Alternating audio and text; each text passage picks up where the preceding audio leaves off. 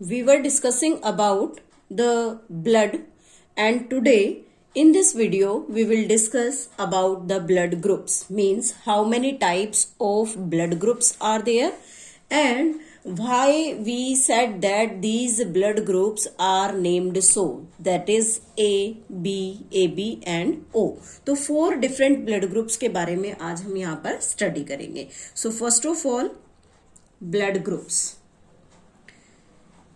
Blood groups की जब हम डिस्कशन स्टार्ट करते हैं तो हम हमेशा बोलते हैं कि ब्लड ग्रुप का जो प्रॉपर नेम लिया जाता है that is ABO blood group.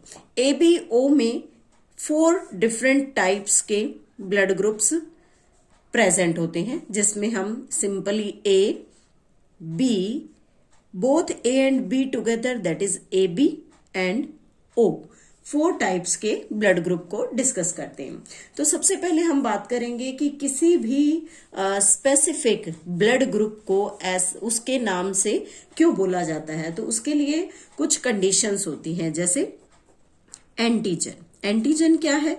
कोई स्पेसिफिक टाइप का प्रोटीन है. दैट प्रोटीन इफ प्रेजेंट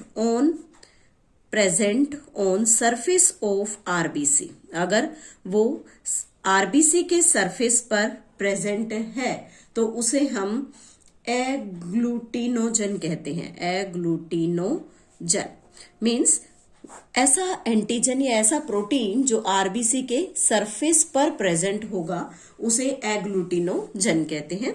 और एक अलग टाइप का प्रोटीन होता है जिसे हम एंटीबॉडी का नाम देते हैं. This is also nature wise it is also the protein.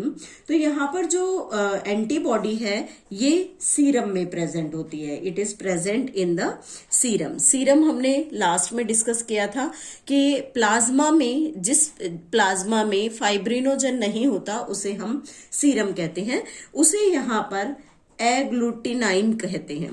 एग्लूटिनाइन या एग्लूटिनिन भी कहा जाता है. तो यहाँ पर 2 डिफरेंट टर्म्स हैं. अगर हम एंटीजन की बात कर रहे हैं कि antigen present on the surface of RBC that it is named as agglutinogen. और अगर एंटीबॉडी को डिस्कस करते हैं तो एंटीबॉडी सीरम में प्रेजेंट होगी, उसे एग्लूटिनिन के नाम से जाना जाता है. और जो एंटीजन और एंटीबॉडीज हैं both are glycoprotein in nature. This is the derived protein हम कह सकते हैं. ग्लाइकोप्रोटीन नेचर के होते हैं. ABO ब्लड ग्रुप को ABO blood group discovered by Landsteiner ने सबसे पहले इस ABO ब्लड ग्रुप सिस्टम को डिस्कवर किया. तो जब उन्होंने इसे डिस्कवर किया तो कैसे डिफरेंट ब्लड ग्रुप्स को नाम दिया गया, किस बेस पर हम उन्हें AB या O के नाम से जानते हैं. तो उसके लिए सबसे पहले हम यहाँ पर ब्लड ग्रुप को डिस्कस करेंगे. We take here blood group. After that we will take type of antigen present here, then type of antibody and who can receive blood from that specific blood group holder, और किस किस को blood donate किया जा सकता है.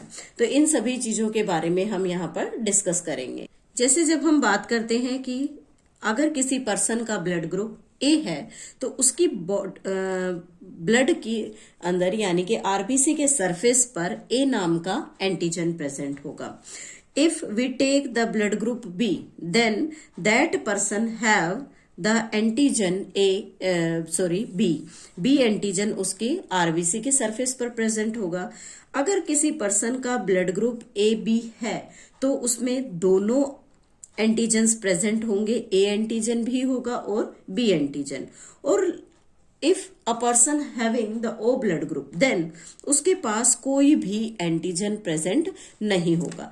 तो किसी भी एंटीजन का प्रेजेंट होना इट मीन्स उस ग्लाइकोप्रोटीन का बनना बॉडी में किस बेस पर डिपेंड करता है. It depends on gene. अब ये जीन क्या है? जीन इज आई जीन है और इस आई जीन्स पर कुछ अल्यूल की कंडीशन हम देखते हैं कि कौन सा अलील अगर प्रेजेंट होगा तो कौन सा ब्लड ग्रुप फॉर्म हो सकता है।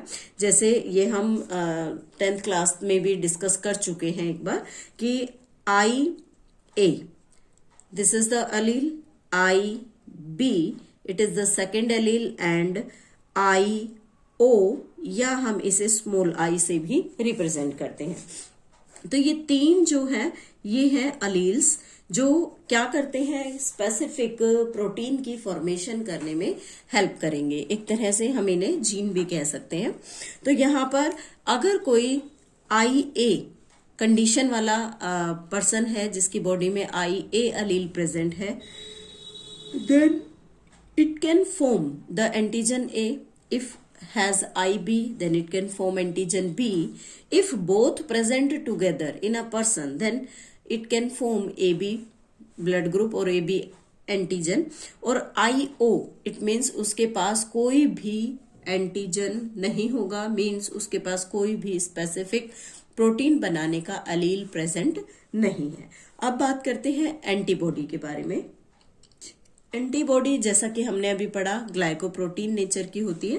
तो यहाँ पर जिसका ब्लड ग्रुप A होता है उसकी बॉडी में, उसके सीरम में B एंटीबॉडीज प्रेजेंट होंगी। जिसका ब्लड ग्रुप B है उसकी बॉडी में A एंटीबॉडी प्रेजेंट होगी। जिसका ब्लड ग्रुप AB है, इट मीन्स उसकी बॉडी में कोई भी एंटीबॉडी प्रेजेंट नहीं होगा। और जिसके ब्लड ग्रुप में O है, इट मीन्स कोई एंटीजन नहीं है, वहां पर दोनों एंटीबॉडीज प्रेजेंट होंगे। अब बात करते हैं रिसीवर के बारे में। मीन्स किससे जो A ब्लड ग्रुप वाला पर्सन है वो किससे ब्लड को ले सकता है। तो ब्लड A ब्लड ग्रुप से ले सकता है और O ब्लड ग्रुप से भी ले सकता है। B ब्लड ग्रुप वाला पर्सन B O दोनों ब्लड ग्रुप से ब्लड ले सकता है। AB ब्लड ग्रुप वाला पर्सन A से, B से, AB और O मीन्स चारों ब्लड ग्रुप के पर्सन से ब्लड को रिसीव कर सकता है। और जो O ब्लड ग्रुप है वो सिर्फ और सिर्फ O ब्लड ग्रुप वाले पर्सन से ही ब्लड को रिसीव कर सकता है। तो यहाँ हम एक कंडीशन देख रहे हैं कि जो AB ब्लड ग्रुप है वो सभी से ब्लड को रिसीव कर सकता है, इसलिए इसे यूनिवर्सल रिसिपिएंट कहा जाता है। It is named as universal recipient. अब बात करते हैं कि जो ब्लड ग्रुप है, जैसे A ब्लड ग्रुप है तो वो किसे ब्लड डोनेट कर सकता है। तो उसके डोनेशन की अगर बात करते हैं तो उसमें फर्स्ट आता है कि A ब्लड ग्रुप वाला पर्सन A को ब्लड डोनेट कर सकता है, उसी के साथ वो AB को भी ब्लड डोनेट कर सकता है। B ब्लड ग्रुप भी B और AB। AB blood group AB को ही ओनली ब्लड डोनेट कर सकता है एंड O ब्लड ग्रुप जो होता है वो A को, B को, AB को और O, इट मीन्स इन सभी को ब्लड डोनेट कर सकते हैं। तो यहाँ जो कंडीशन हम स्पेसिफिक देख रहे हैं कि O ब्लड ग्रुप वाला पर्सन किसको ब्लड डोनेट कर सकता है, उसी कंडीशन पर इसे ब्लड ग्रुप को यहाँ यूनिवर्सल डोनर का नाम दिया जाता है। This is universal donor and this AB blood group is universal recipient.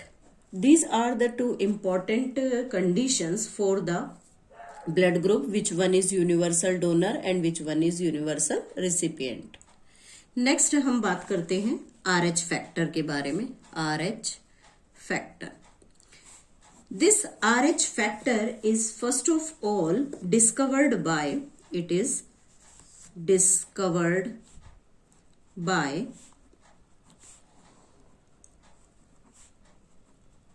Landsteiner and winner. Landsteiner और विनर ने इस ब्लड ग्रुप को सबसे पहले डिस्कवर किया। और किसमें डिस्कवर किया? इन रीसस मंकी। रीसस मंकी में सबसे पहले इस ब्लड ग्रुप को डिस्कवर किया गया। जो RH एंटीजन है, this RH antigen is formed due to the presence of dominant gene. Dominant gene के प्रेजेंट होने से RH एंटीजन की फॉर्मेशन होती है। अगर हम एक एग्जाम्पल लें कि कैसे जो RH एंटीजन है उसकी फॉर्मेशन होगी, तो उसके लिए यहां पर जो रिस्पॉन्सिबल जीन है that gene is D. This D gene is responsible for the formation of RH antigen. Now, this is the dominant condition, but when we take this situation, capital DD, capital D small d and small d small d, these are three different situations under which the RH antigen formation weather taking place और not.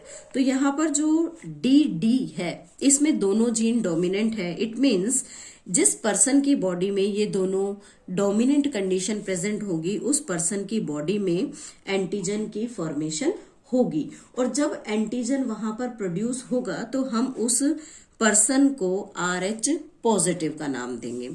अगर यहाँ पर heterozygous condition है jeans में, जैसे capital D small d है, तो again एक एंटीजन की फॉर्मेशन के लिए या किसी भी प्रोटीन के लिए एक डोमिनेंट जीन की जरूरत है। अब यहाँ पर सिंगल डोमिनेंट जीन प्रेजेंट है, हेंस यहाँ भी RH एंटीजन की फॉर्मेशन होगी और ऐसे पर्सन का ब्लड ग्रुप भी पॉजिटिव होगा। लेकिन जब small d it means recessive condition present है, then RH antigen not formed, उसमें RH एंटीजन की फॉर्मेशन नहीं होगी। तो ऐसे पर्सन के ब्लड ग्रुप को हम क्या नाम देंगे? नेगेटिव ब्लड ग्रुप का नाम देंगे। तो अंडरस्टूड है कि RH antigen if present then the blood group is RH positive, and if the antigen is absent then it is named as the RH negative. अगर हम बात करें कि टोटल पॉपुलेशन में, जैसे इंडिया के अंदर जो RH का जो रेशो है उसके लिए अगर डिस्कस करें तो यहाँ पर 93% पीपल्स जो होते हैं वो RH पॉजिटिव ब्लड ग्रुप के साथ, और only 97%, not 93, this is 97, and only the 3% peoples have RH negative blood group. But in world, अगर वर्ल्ड के कॉन्सेप्ट में देखते हैं तो RH पॉजिटिव का जो कंटेंट है या जो परसेंटेज है वो अप्रोक्सीमेटली 80 से 85 के आसपास होती है, और RH नेगेटिव ब्लड ग्रुप के लिए 20% जो टोटल पॉपुलेशन है वो प्रेजेंट होती है।